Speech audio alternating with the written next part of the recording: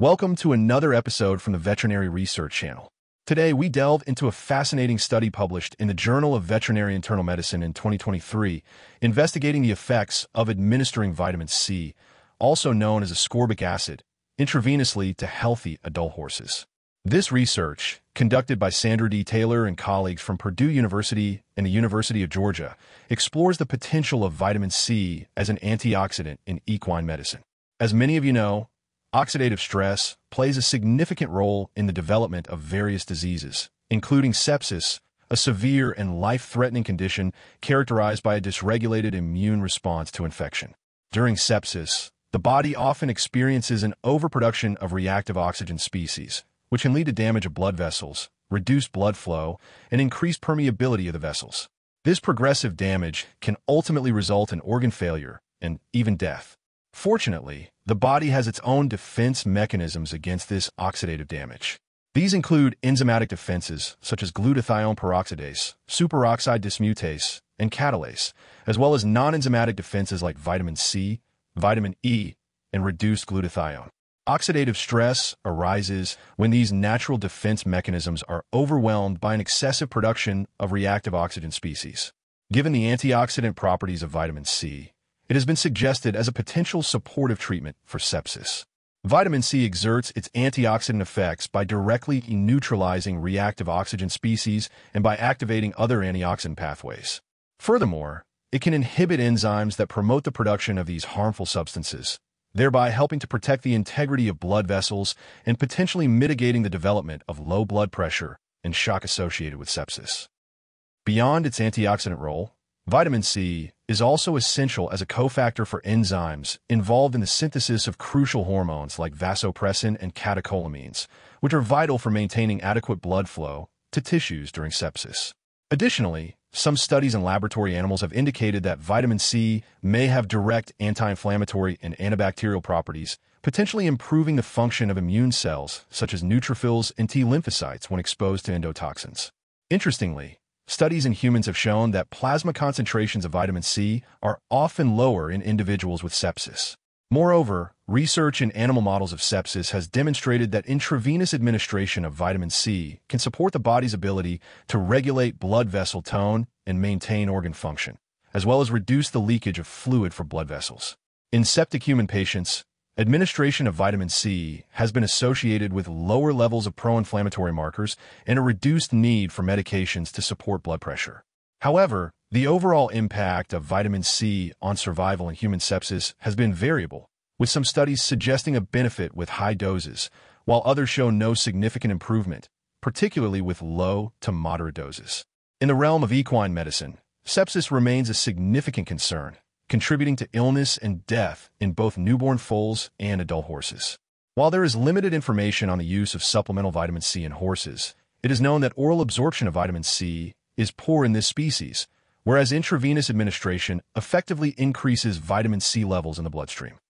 An experimental study involving healthy horses exposed to a sublethal dose of lipopolysaccharide, a component of bacterial endotoxin, revealed that their natural plasma vitamin C concentrations decreased shortly after exposure, suggesting that vitamin C depletion might contribute to the harmful effects of endotoxemia.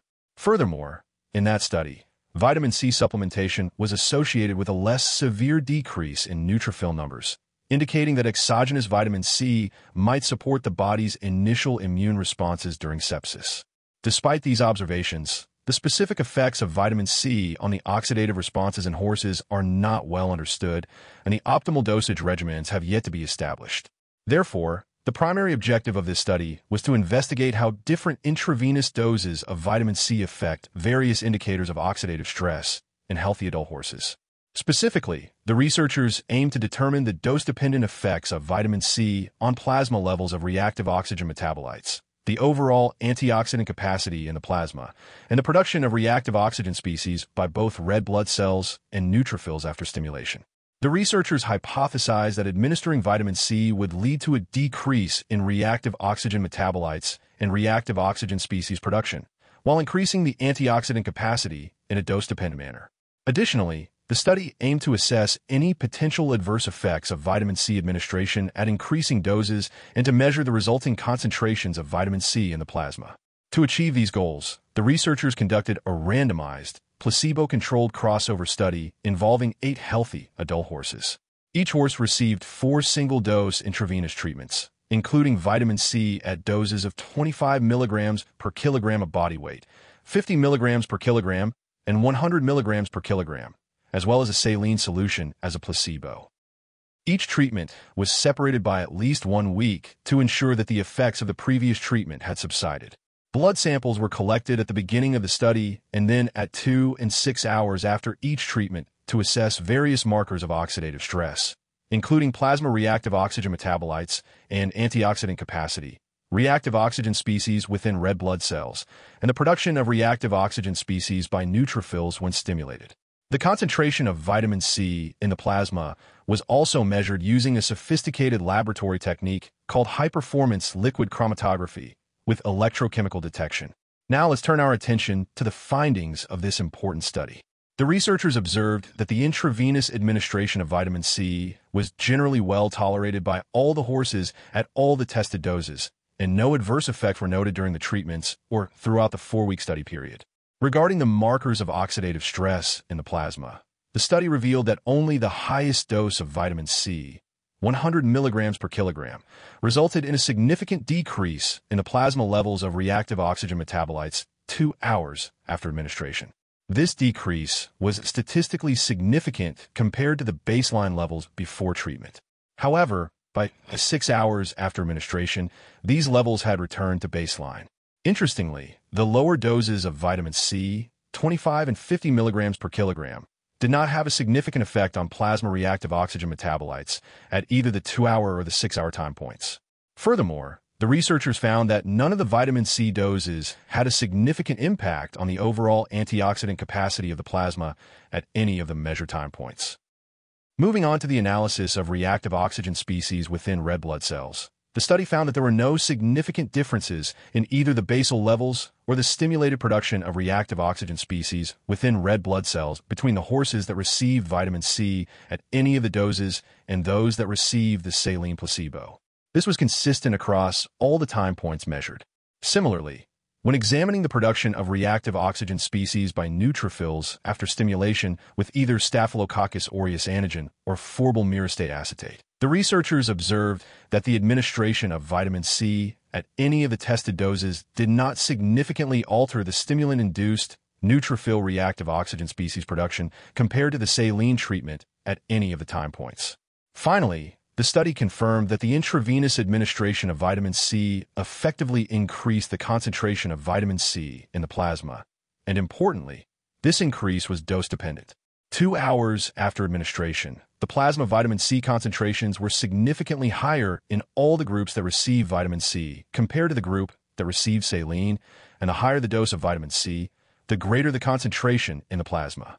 While the plasma vitamin C concentrations decreased over time, they remained significantly higher than the baseline levels even 6 hours after administration for all 3 vitamin C doses. At this 6-hour mark, the highest dose of 100 milligrams per kilogram resulted in significantly greater plasma vitamin C concentrations compared to the lower doses of 25 and 50 milligrams per kilogram. Now, let's delve into the discussion of these findings and their potential implications for equine health. The observation that only the high dose of vitamin C led to a temporary decrease in plasma reactive oxygen metabolites suggests that a substantial dose of vitamin C might be necessary to exert a measurable antioxidant effect in the circulating blood of healthy horses. The transient nature of this effect, with levels returning to baseline by 6 hours, highlights the relatively short duration of action of a single intravenous dose of vitamin C in reducing these markers of oxidative stress. The lack of effect of vitamin C on the reactive oxygen species within red blood cells and the stimulated production of reactive oxygen species by neutrophils in healthy horses could be due to several factors. One possibility is that the tests used in this study were not sensitive enough to detect subtle changes in oxidative stress in healthy animals, which are expected to have relatively low levels of oxidative stress compared to horses with ongoing disease processes like sepsis. It is conceivable that in sick horses with higher baseline levels of oxidative stress, even the lower doses of vitamin C might demonstrate a more pronounced effect on these parameters. The fact that vitamin C administration did not alter the stimulated neutrophil reactive oxygen species production is interesting, especially considering previous in vitro observations by one of the study authors, which suggested that direct exposure of isolated equine neutrophils to vitamin C could attenuate their reactive oxygen species production when stimulated. The researchers suggest that the discrepancy might be due to the fact that in this in vivo study, the peak concentrations of vitamin C, which might have the most significant impact on neutrophil function, were likely to occur very shortly after intravenous administration, a time point that was not directly measured. By the time the 2-hour blood sample was collected, the vitamin C concentrations might have decreased sufficiently to no longer exert a significant inhibitory effect on neutrophil reactive oxygen species production. Furthermore, the reactive oxygen species production was assessed in isolated neutrophils suspended in media, effectively removing the horse's own plasma, which contained the elevated levels of vitamin C. The finding that plasma antioxidant capacity was not affected by vitamin C administration at any dose or time point is somewhat unexpected, given the known antioxidant properties of vitamin C. The researchers point out that the peak plasma concentration of vitamin C immediately after administration, which might have the greatest impact on antioxidant capacity, was not measured in this study. It is also possible that the administration of a single antioxidant like vitamin C might influence the concentrations or activity of other endogenous antioxidants in a complex way, potentially counteracting any increase in overall antioxidant capacity that might be directly attributable to vitamin C. The study authors acknowledge several limitations of their work. The small sample size of only 8 horses might limit the generalizability of the findings. The lack of comprehensive blood work, such as complete blood counts and biochemistry panels, at baseline and after vitamin C administration, means that potential effects on other physiological parameters were not assessed, although a previous study using intravenous vitamin C in horses did not report negative effects on these variables. Additionally, the use of a single dose of vitamin C in each treatment phase does not fully reflect the potential clinical use of vitamin C, where repeated dosing or continuous infusion might be employed to maintain more sustained therapeutic levels. Finally, as mentioned earlier, the study was conducted on healthy adult horses, which likely have a lower baseline level of oxidative stress compared to sick horses. Therefore, the effects of vitamin C might be more pronounced in horses experiencing conditions associated with increased oxidative stress, such as sepsis. Despite these limitations, this study provides valuable insights into the effects of intravenous vitamin C administration in healthy adult horses. The finding that a high dose can transiently reduce circulating reactive oxygen metabolites suggests that high-dose vitamin C might indeed offer antioxidant benefits in this species. The researchers conclude that further investigation into the use of high-dose intravenous vitamin C in horses with sepsis and in newborn foals is warranted to determine its potential clinical utility in these vulnerable populations.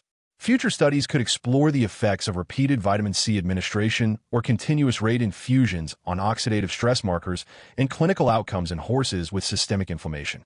Additionally, monitoring renal function in future studies, particularly with high doses of vitamin C, is important given some reports of acute kidney injury in human patients receiving high-dose intravenous vitamin C. Thank you for listening to the Veterinary Research Channel. A link for the referenced paper is in the video description. Remember to test your knowledge by answering the questions in the description, and as always, keep those minds inspired, hearts light, and tails wagging.